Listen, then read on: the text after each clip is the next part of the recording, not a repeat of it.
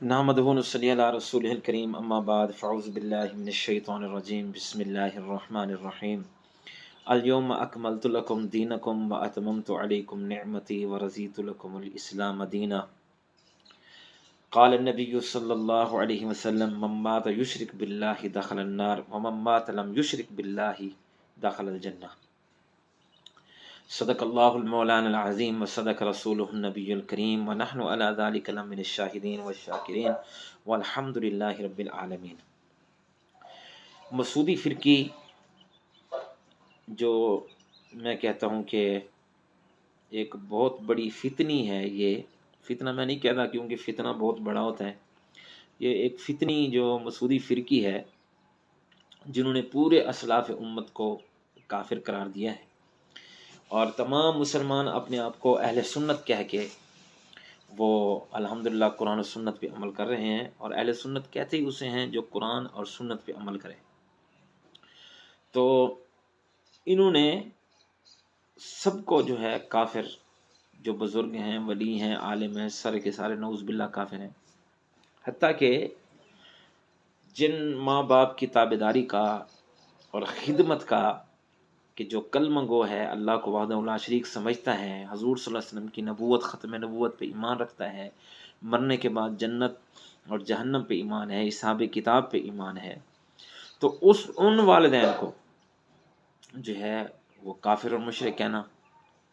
اب جن کے والدین خود کافر اور مشرک ہوں تو ان کا تو نکاح نہیں ہوتا، تو ان کو کافر کہہ دینا یہ ان کا سب سے بڑا علمی جہاد ہے۔ اور اگر والدہ یا والد فوت ہو جائیں تو ان کے جنازے میں بھی شریک نہیں ہونا، اگرچہ وہ اللہ کو مانتے ہوں،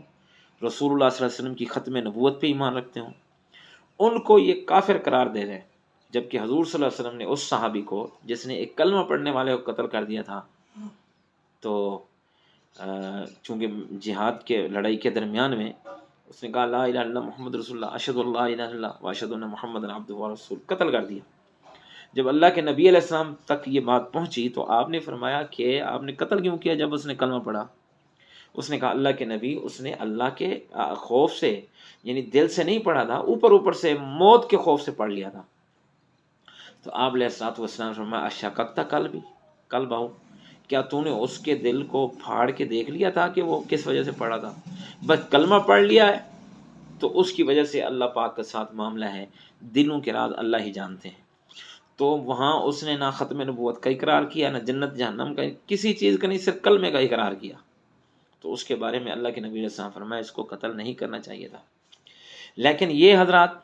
اللہ کو بھی مانو، ختم نبوت کو مانو، اللہ کے نبی پر مانو، قرآن کو مانو، آخرت کو مانو، جنت کو مانو، جہنم کو مانو، 5 وقت نماز کی پابندی کرو، سنت کی پابندی کرو، اس کے باوجود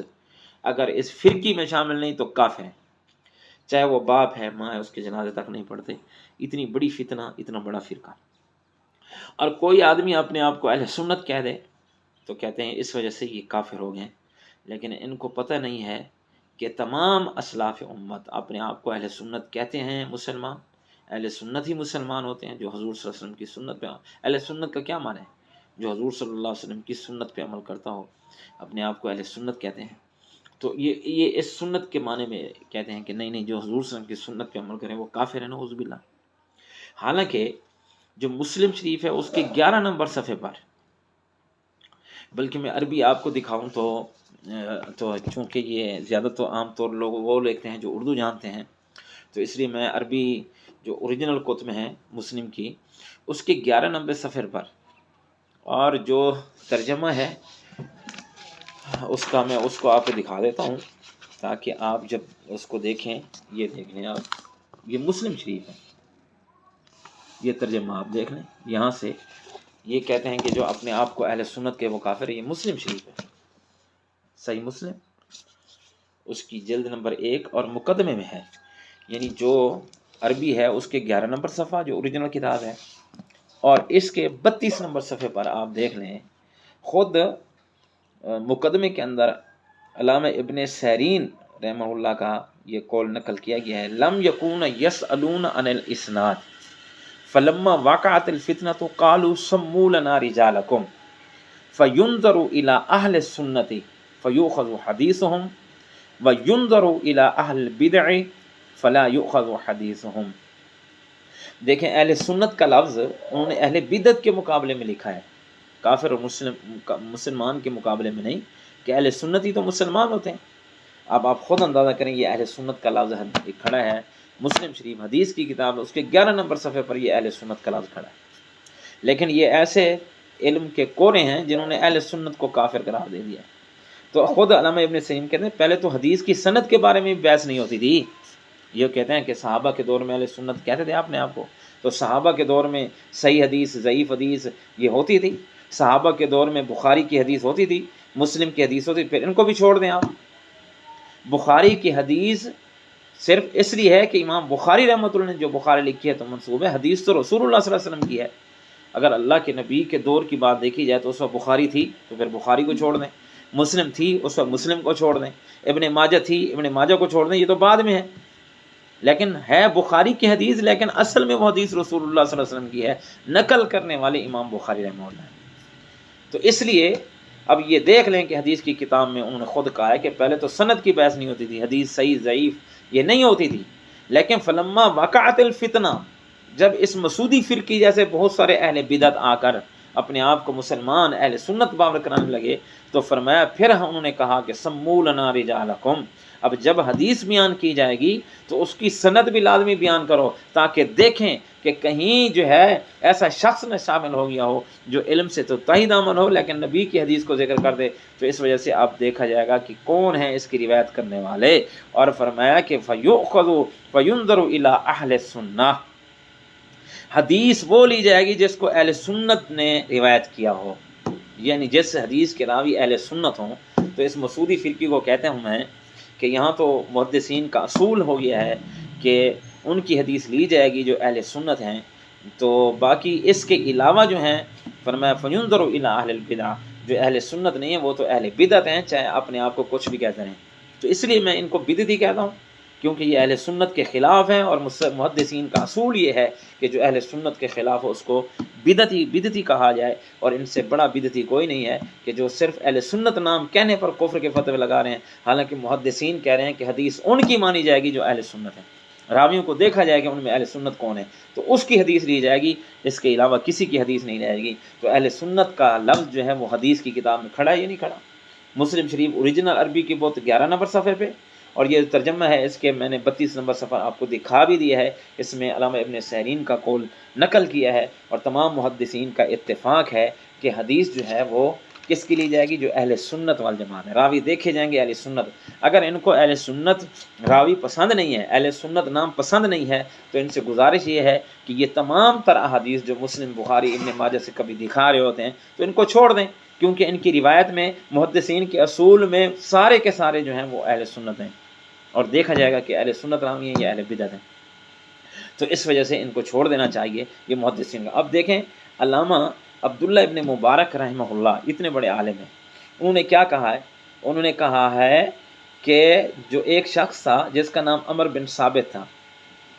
عمر بن ثابت، یہ ایسا شخص تھا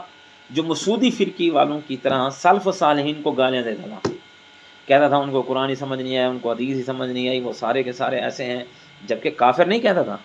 صرف یہ کہتا تھا کہ انہیں بات سمجھ نہیں آئی، سمجھ مجھے آئی ہے۔ لیکن عبداللہ بن مبارک کا فتویٰ یہاں دیکھیں تو کہتے ہیں کہ وہ کہتے تھے بہت سارے لوگوں کے سامنے کہتے تھے یقول علی رؤوس الناس،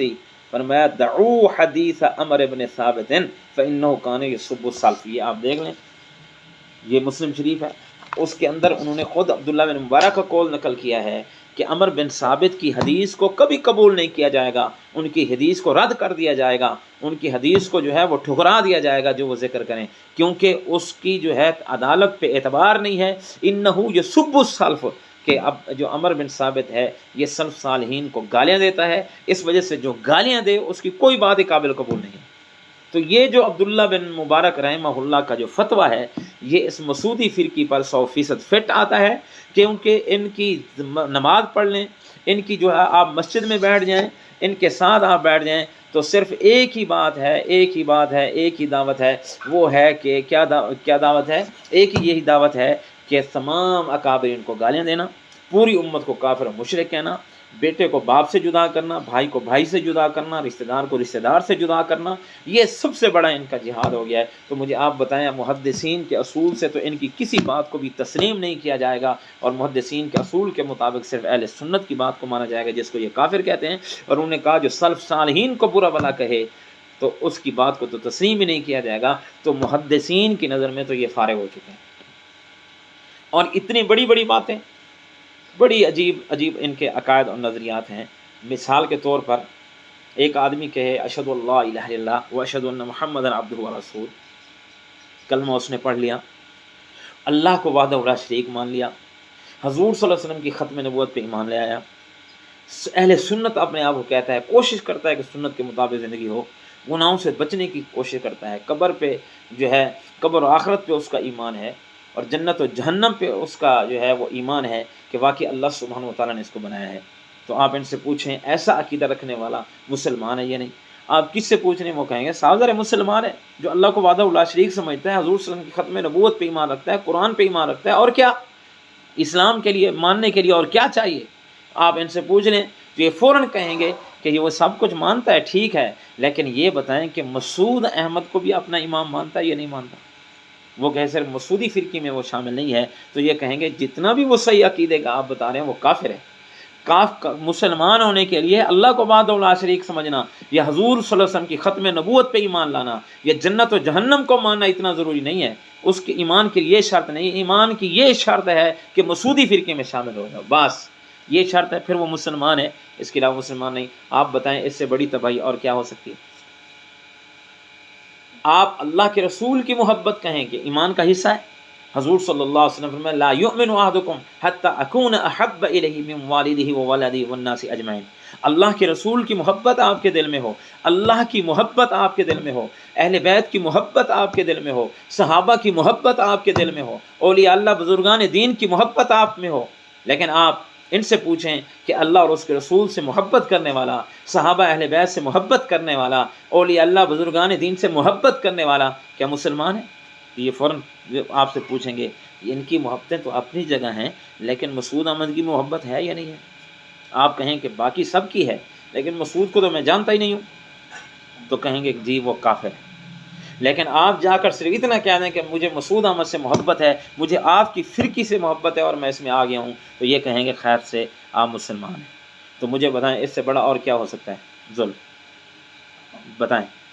تو اس وجہ سے میرے بھائیوں، دوستوں، بزرگوں، اس سے بڑا فتنہ جو ہے وہ کوئی بھی نہیں ہے۔ اس لیے فخر کرتے ہیں ہم اسلام پر، ہم فخر کرتے ہیں اپنے آپ کو اللہ کا بندہ کہنے پر، ہم فخر محسوس کرتے ہیں اپنے آپ کو حضور صلی اللہ علیہ وسلم کا امتی کہلوانے پر، ہمیں شکر ہے، ہم اللہ کا شکر ادا کرتے ہیں، ہم قرآن کو اللہ کی کتاب مانتے ہیں، ہم آخرت پہ ایمان رکھتے ہیں، حضور صلی اللہ علیہ وسلم کی نبوت اور ختم نبوت پہ ہم ایمان رکھتے ہیں،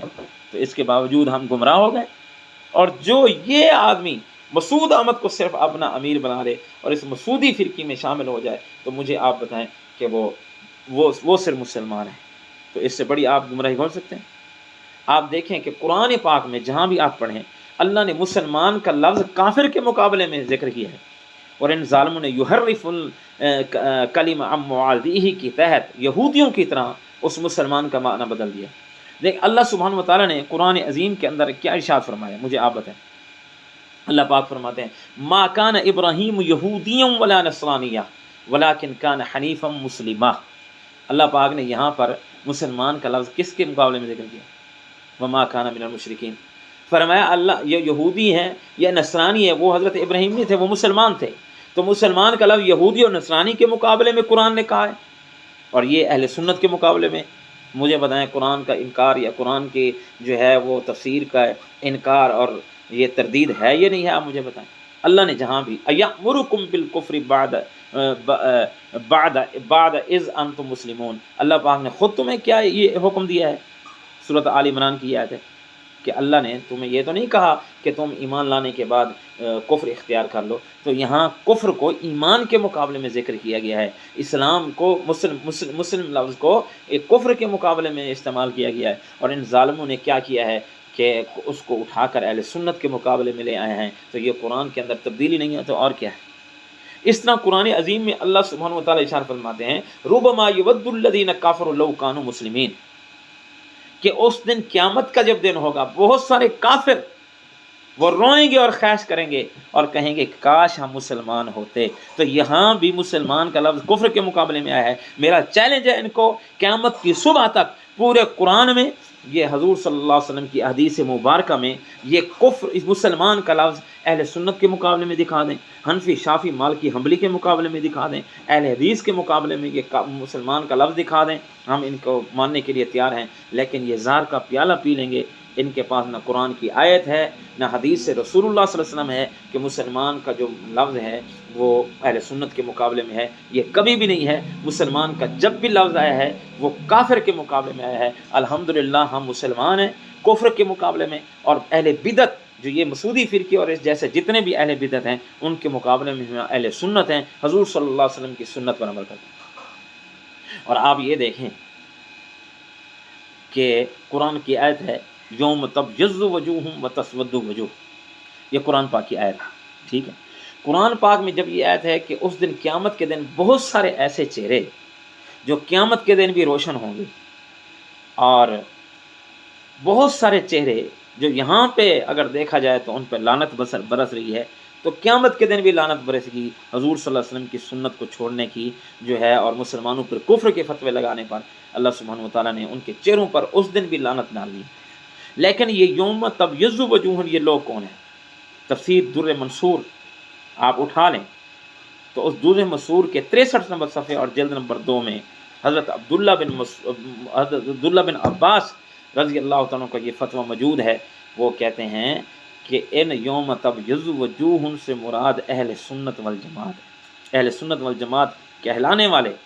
جو ہیں وہ ہوں گے جن کے چہرے قیامت کے دن جو ہیں وہ روشن ہوں گے. تو آپ مجھے بتائیں کہ پورا قرآن بھرا پڑا ہے، جہاں کہیں بھی مسلمان کا لفظ ہے کافر کے مقابلے میں آیا ہے، انہوں نے قرآن کی جو ہے غلط تفسیر کرتے ہوئے اس لفظ کو اٹھا کر مسلمانوں کے خلاف لائے ہیں اور جو ہے الٹا اہل سنت کے خلاف لائے ہیں. تو اس میں میرے بھائیوں دوستوں بزرگوں یہ کچھ باتیں جو ہیں میں آپ حضرات کے سامنے دعا کی ہیں. اللہ تعالیٰ سے دعا ہے کہ اللہ ہمیں فتنوں اور فرقوں سے بچنے کی توفیق عطا فرمائے اور ہمیں پکا سچا مسلمان اہل سنت والجماعت یعنی ہمیں اللہ کے نبی کی سنت اور صحابہ کرام اہل بیت کی تابعداری نصیب فرمائے، اور اللہ پاک ہمیں ان فتنوں اور فرقوں سے محفوظ فرمائے.